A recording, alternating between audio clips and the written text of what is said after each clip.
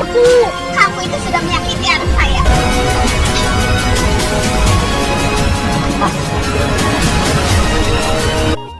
Bu Desi melabrak dan langsung menampar Ranti karena sudah jelas mau mencelakai Mirsa.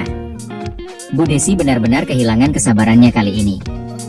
Begitu tahu semua yang dilakukan Ranti, amarahnya langsung meledak. Tidak ada lagi ruang untuk toleransi.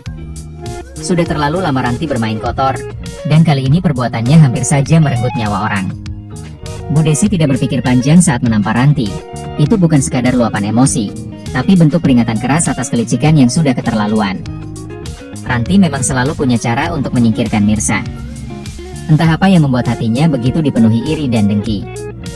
Sejak awal, Ranti tidak pernah bisa melihat Mirsa tenang. Di pasar, ia dengan sengaja mendorong Mirsa hingga terjatuh di depan banyak orang. Mirsa memang perempuan sabar. Ia menahan diri, memilih diam, bahkan saat tubuhnya memar karena terjatuh. Tapi kesabaran itu justru dimanfaatkan oleh Ranti untuk melancarkan rencana yang lebih kejam. Semua bermula ketika dompet milik Morda hilang. Saat itu, Mirsa sedang membantu Moesa yang jatuh di dekat pasar.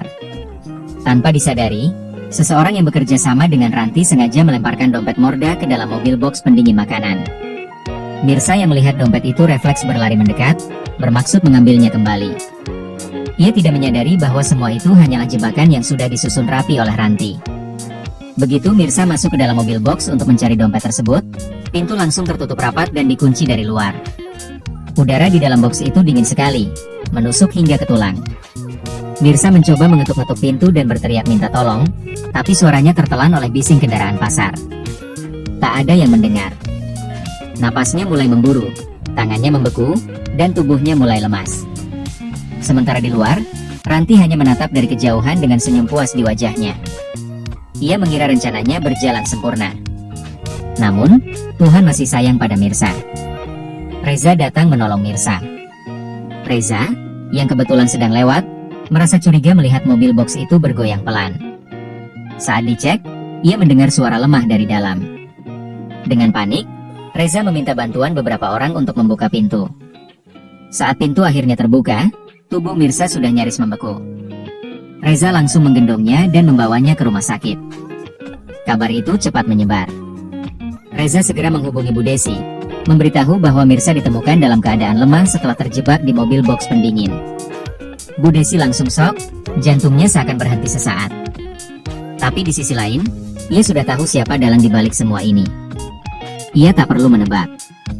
Semua tanda mengarah pada satu nama, Ranti. Begitu bertemu, Bu Desi tidak bisa menahan emosinya lagi.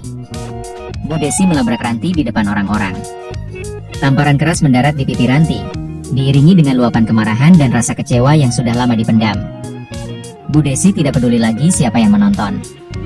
Ia hanya ingin memberi pelajaran bahwa tidak ada tempat untuk kejahatan dan iri hati.